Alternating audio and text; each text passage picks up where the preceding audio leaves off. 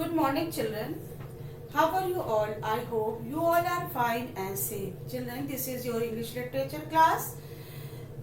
As you know that your half yearly course has been completed and your revision work is going on. So children, today I will revise novel A Christmas Carol. Novel A Christmas Carol. Children, it is written by Charles Dickens. This novel is written by Charles Dickens. So children, as you know that A Christmas Carol recounts the story of Ebenezer Scrooge, an elderly miser who is visited by the ghost of his former business partner and friend Marley, Jacob Marley, and the spirits of Christmas past, Christmas present, and Christmas future. Children, Scrooge was a selfish old man and hates Christmas festival. First, Scrooge met with Christmas past ghost, and then he will meet with Christmas present ghost. So, children, first I will revise chapter 4, the first ghost. The first ghost. Children, in this chapter, when Marley's ghost has disappeared, Scrooge woke up. It was still dark. He could hardly make any difference between the walls and the windows. Scrooge got up from his bed as the church clock began to strike.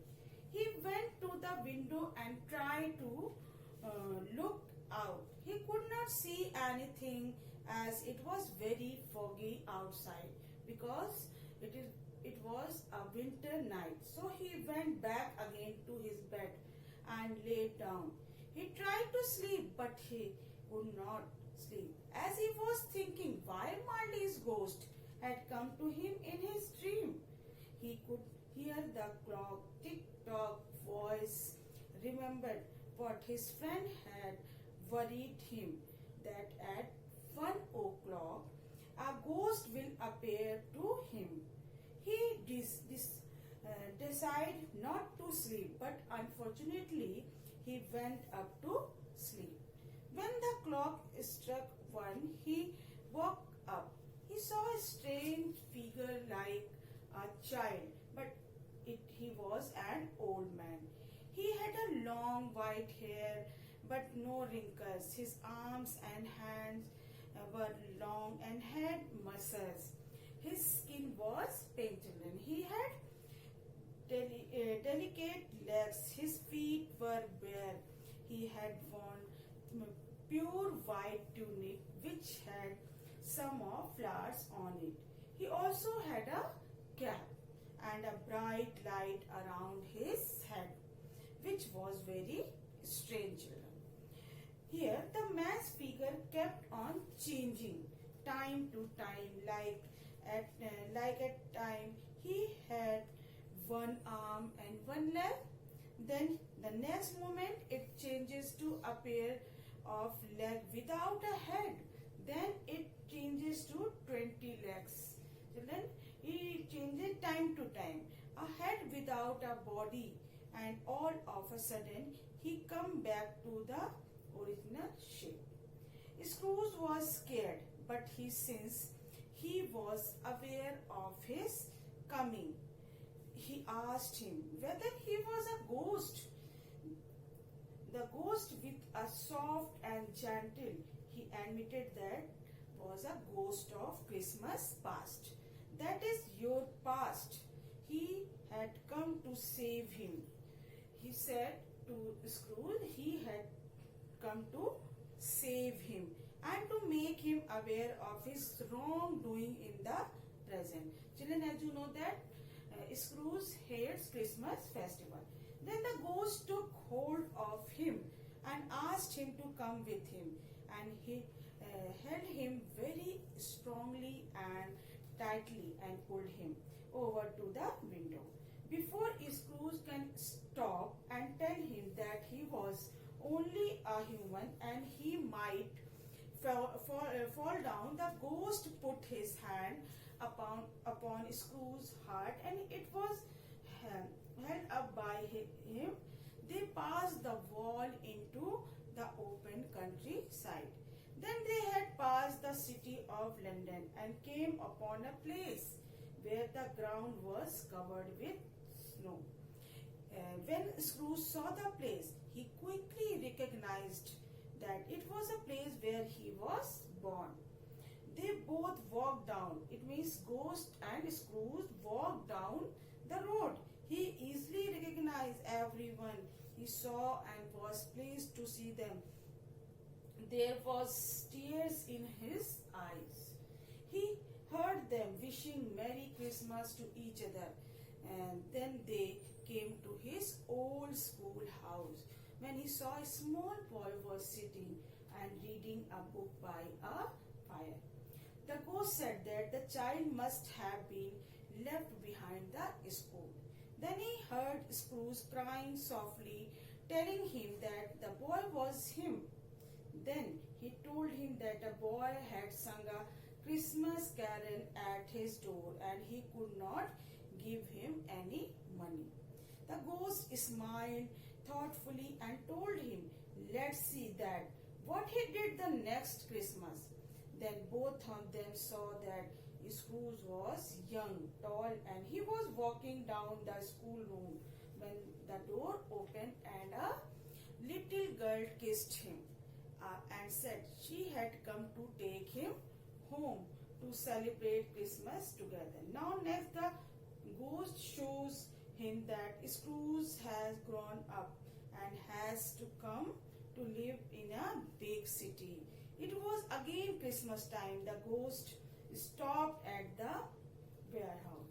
He asked him whether he recognized this place. Scrooge knew that place. It was a place where he had worked as an apprentice.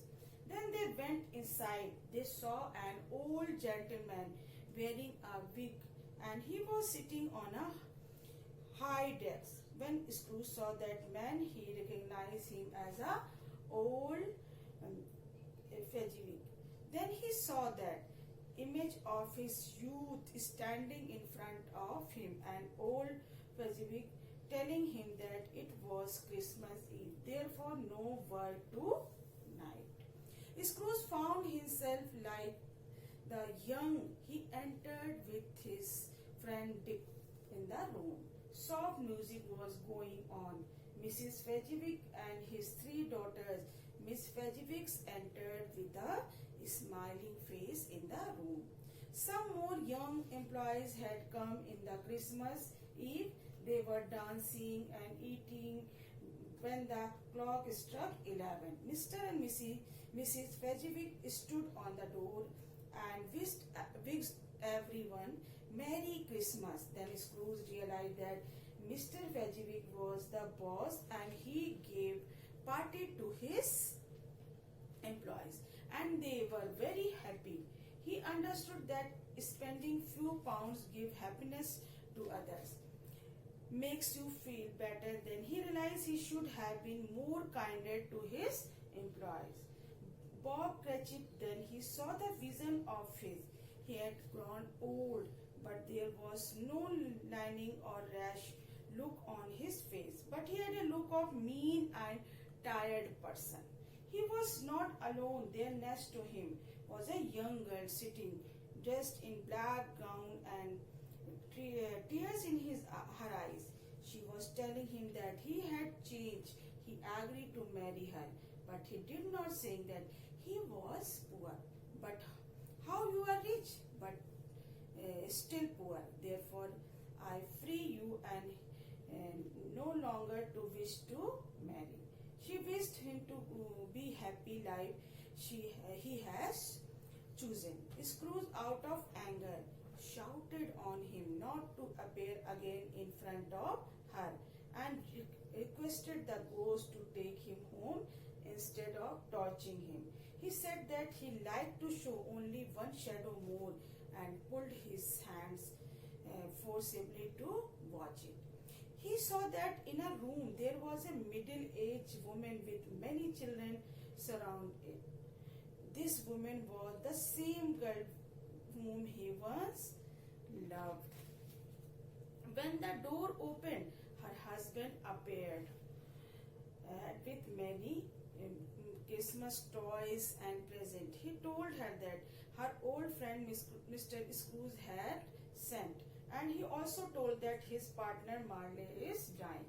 Then Scrooge requested him to take him to this place. The ghost said that not to blame him for what he is seeing now, as it is the shadow of your past life.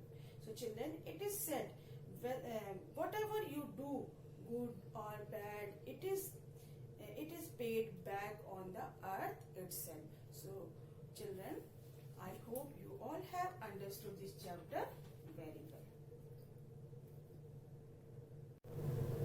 Now children, I will revise chapter 5, the second ghost, chapter 5 of the novel Christmas Carol, the second ghost. Children, I also know that this is the story of Ebenezer Scrooge. So after the first ghost had disappeared, in the last chapter, first ghost, it means Christmas past ghost, was appeared in the room of Scrooge. After the first ghost, it means Christmas past ghost, had disappeared, Scrooge went to his bedroom and went off to sleep. He woke up at 1 o'clock. He thought to himself that he must have slept the whole day. Then he thought it was woken by Jacob Marley just now. Then how the time flew so fast. He decided to draw the curtain as he was not ready to take another surprise. As the clock struck 1, Scrooge began to tremble out of fear, and another ghost expected to appear. Half an hour had passed it, but no ghost appeared. He thought that now no one will come, but he was wondering from where the ghost light was coming. He decided to go and see. He began to search for his slipper to wear when a strange voice was heard. Scrooge looked around the room and saw the wall and the ceiling were lit up by an enormous bright light, and the light was also coming out the chimney. Scrooge saw that his floor was piled up with eatable and delicious items like turkeys, geese, chickens, Christmas puddings, red hot nuts, fruits, and hot wines. On the top of these eatable, a ghost was sitting. Children, who was the ghost of Christmas present? He was friendly with him. It means he was a ghost of Christmas present. He was the second ghost. He was friendly with him. The ghost had worn a simple green robe with white fur at the edge, but he had not worn any shoes. He had a holy wreath sparkling behind his head, and he had a curly brown hair which was hanging down.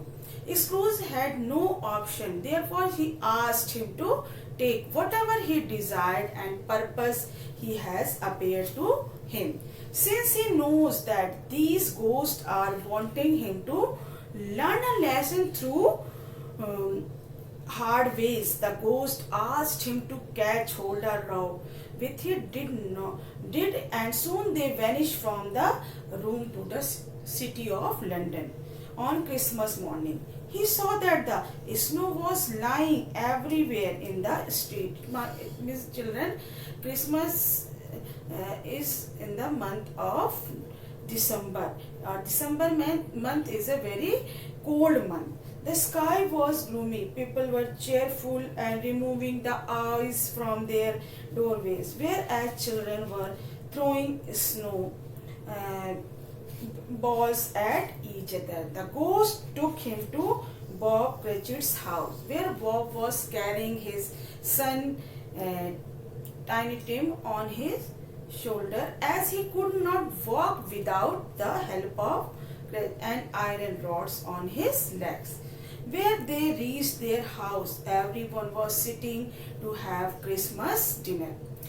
Now, Mrs. Cratchit took the carving knife in her hand to cut to roasted goose which was kept on the table.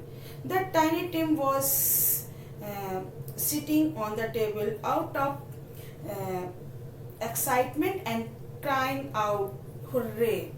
Then Bob told her wife that he had never eaten such delicious goose which she had cooked.